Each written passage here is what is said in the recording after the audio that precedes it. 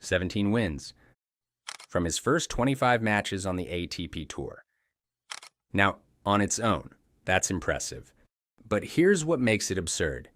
In tennis history, the players who matter most, the ones who rewrote what the sport could look like, all of them started slower. Roger Federer won 11 of his first 25. Novak Djokovic won 12. Jannik Sinner won 12. Carlos Alcaraz won 14.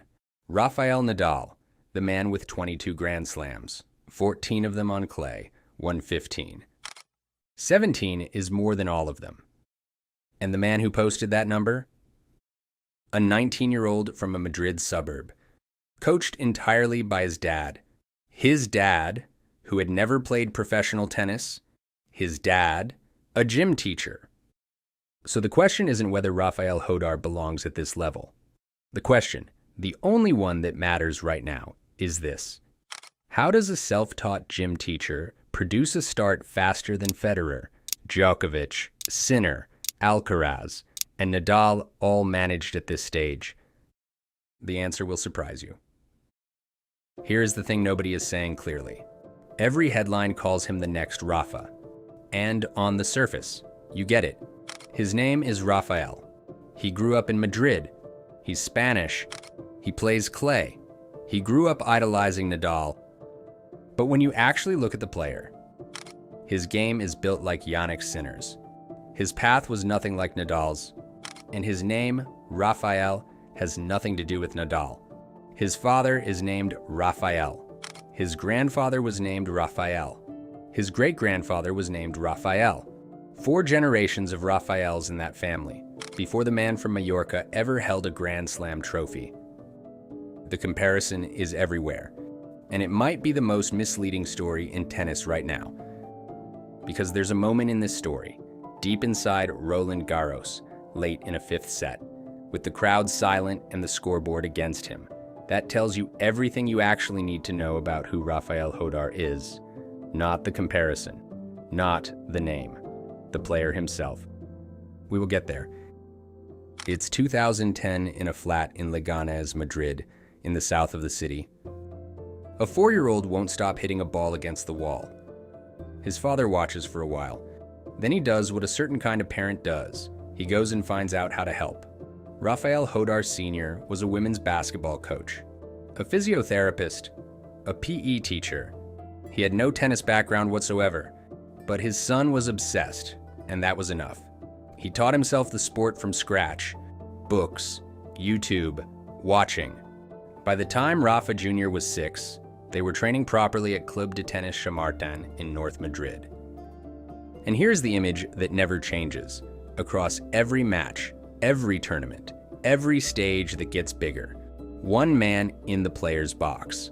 No entourage, no assistant coach, no nutritionist, no fitness trainer, just a father with a notebook, sitting alone, watching his son. The University of Virginia's assistant coach, Brian Rasmussen, who traveled with Jódar to Australia for his Grand Slam debut, described the elder Jódar's philosophy like this. He wants Rafa to have adversity. Not protection, not comfort, not a cushion between his son and difficulty. Adversity, on purpose. Rafael Jr. did have one other sport to give up first. Football was his first love. He played until he was 12. And then, like all the best decisions in his story, he made a clean cut. Football gone. He focused on one sport with one goal. And then he made a decision that made almost no sense. September 2024. Rafael Jódar wins the US Open Junior Boys Singles Final. He is 17 years old and ranked number 4 in the world among juniors. Every European junior who reaches that level follows the same script. You turn professional. You chase ranking points. You join the tour. But Jódar said no.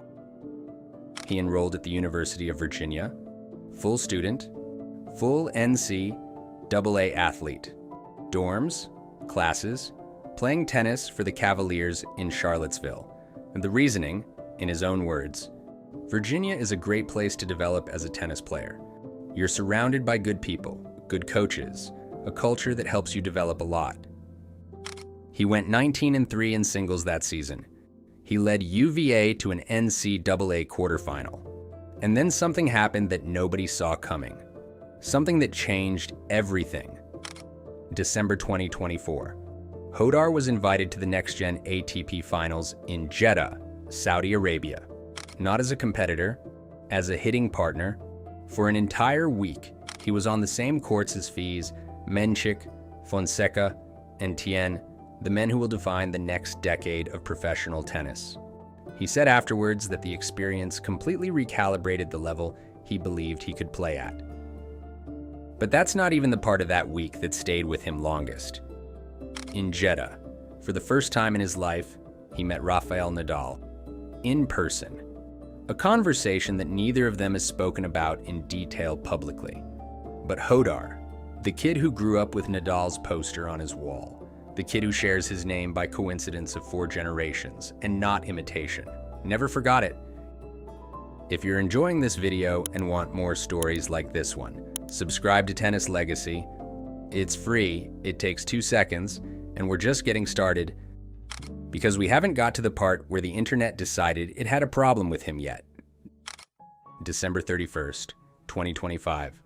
Rafael Jódar turns professional full-time. He walks away from 3 remaining years of NCAA eligibility without looking back. January 2026, ranked number 168. Grand Slam debut at the Australian Open, through qualifying. He wins 3 qualifying rounds to earn his place in the main draw. Then he wins his first round match. But the same kid who was a college student 12 months ago is now a Grand Slam main draw winner.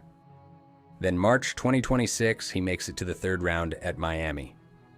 A few weeks later, on April 4th, 2026, in Marrakesh, Morocco, Grand Prix Hassan II final. He beats Marco Trungelliti 6-3, 6-2, first ATP Tour title at 19 years old. Then home to the Mutua Madrid Open, the Caja Magica, the court he grew up watching on television. He beats Alex de Minaur, world number 8, 6-3, 6-1, in 75 minutes. First top 10 win of his career, and 17 wins from 25 ATP main draw matches. For comparison, Federer at this same point, 11, Djokovic 12, Sinner 12, Alcaraz 14, Nadal 15. More wins than any of them at that benchmark. Then Roland Garros arrives. He is ranked number 29, seeded 27th. His clay court record in 2026 reads 19 wins and 3 losses, more clay court wins than any other player on the entire tour, ahead of world number 1 Sinner. In his first professional clay season, rounds 1 and 2 straight sets. Surgical. Round 3 Michelson, 5 sets, 6-3 in the 5th. Jódar walks off Court Suzanne-Lenglen, and at that moment, outside a niche corner of tennis media, the world has not yet noticed him, and then the internet decided it had a problem with him. A video clip, cropped, posted to Reddit and X. The caption said Jódar had pushed a ball girl during a changeover in his 3rd round match. Within hours, everywhere, thousands of comments, fan backlash spreading across platforms. The kind of moment that can attach itself to a reputation and never fully let go, especially for a player nobody yet knows well enough to defend. Jódar walked into the post-match press conference and said, I appreciate all the work that the ball kids are doing, and I know it's difficult, when the heat and the conditions to stay there, so I appreciate, and I could never, push a ball kid, so. But you did touch her with your hands, right? No, I didn't touch her. Okay. No. I mean, I could never do that. He explained that the ball girl had been walking backwards near a court cover and lost her footing.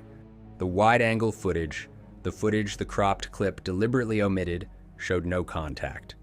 The Associated Press covered the incident and reported the footage appeared inconclusive. It was unclear whether any contact had occurred at all. The clip dissolved, and Jódar walked out for round 4.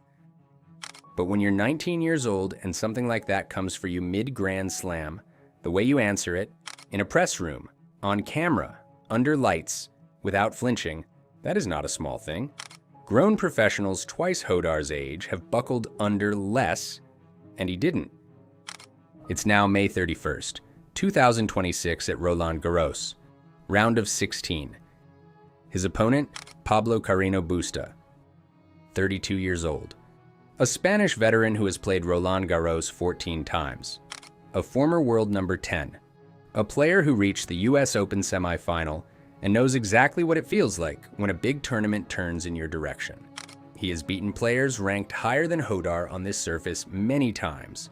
He has played more fifth sets at Roland Garros than Jódar has played Grand Slam matches total. First set.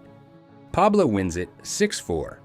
The older Spaniard is playing deep, constructing points patiently, keeping Jódar off balance.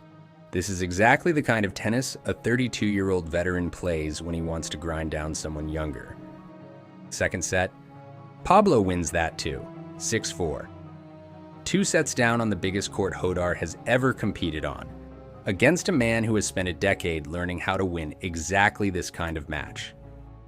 And then something happened that this court has rarely seen.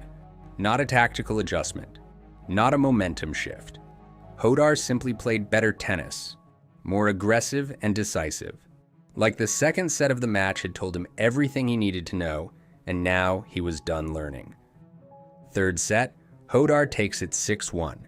Then the fourth set, 6-2. Finally the fifth set, 6-2. From 0-2 down, Carreño Busta won 11 more games. Jódar won 33. He became only the 6th man to reach a Roland Garros quarterfinal on his debut. The 5 before him, Federer in 2000, Verkerk in 2003, Nadal in 2005, Sinner in 2020, Rune in 2022. He's the latest one. 3-0 in fifth sets at this tournament. He had never lost a deciding set at Roland Garros, because he had never needed one to go that far before. After the match, he said this about his father: "He's always been there for me ever since I was a kid. I'm super grateful to have him and also other members of my family today. He's been my biggest support since I was very young. I want to thank him for everything he has done." One man in the box. 20 years of a father who decided that his son's obsession was worth learning a new sport for. Early this year, Rafael Jódar was ranked number 168 in the world. The man who made him, who trained him to a career high ranking of 22, is a gym teacher who had never coached a professional tennis player before. That's how it happened? Not by having every resource, not by being born into the system. Instead, it happened by having one person in his corner who showed up every single time and deliberately chose not to make it easy for him. Now let's talk about the comparison. Every outlet, every headline. He's the new Rafa. Here's what Rafael Jódar actually said when someone asked him exactly that. Who shaped you? Who do you look up to? Whose game do you model yourself on? My role model in tennis when I was younger, it was Rafa Nadal. And then in the last few years, before I turned pro, I could say probably Carlos Alcaraz, you know, both from Spain and from the same country as me. So I think those were my two role models when I was growing up. But as I said before, I try to follow my own path and I try to develop as a player, you know, but with my own spirit. There you have it, Nadal, then Alcaraz, which makes the comparison you keep reading everywhere. The new Rafa, both more understandable and even more wrong than you thought. He didn't grow up wanting to be like Nadal because of the name. He grew up watching Nadal the way every Spanish kid of his generation did, as a miracle, as the ceiling, as the proof of what was possible on clay. Like he met him once, in Jeddah, in December, and never quite got over it. And then he watched Alcaraz arrive and rewrite what a young Spaniard could do on tour, and that became the new ceiling. And then he said, "I'm going to follow my own path, with my own spirit." Look at the player he actually is. According to ATP stats, around 86% of his points end at the baseline.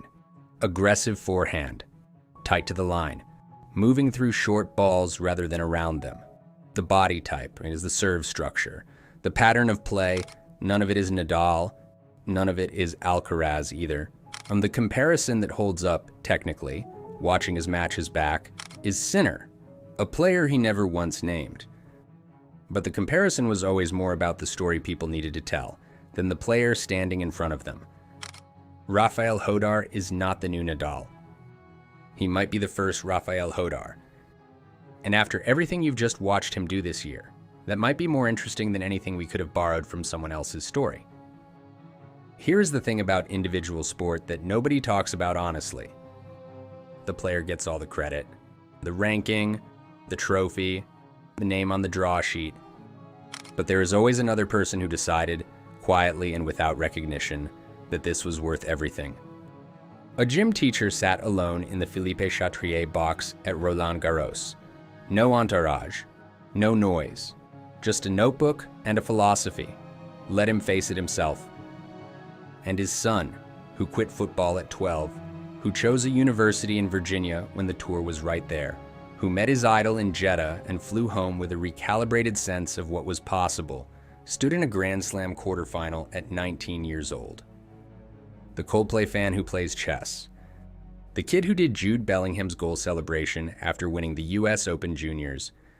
The 19-year-old who went 2 sets down at Roland Garros and won 15 of the next 17 games. He lost to Zverev in the quarterfinal, 7-6, 6-1, 6-3. A second seed at the absolute peak of his powers, who ended up winning his first Grand Slam a week later. And Jodar walked off that court ranked number 22 in the world. He started the year at 168. Some players take a career to become a story. Rafael Jódar took 5 months. If you want to be here when the next chapter happens, subscribe to Tennis Legacy. This one is just getting started. See you in the next one.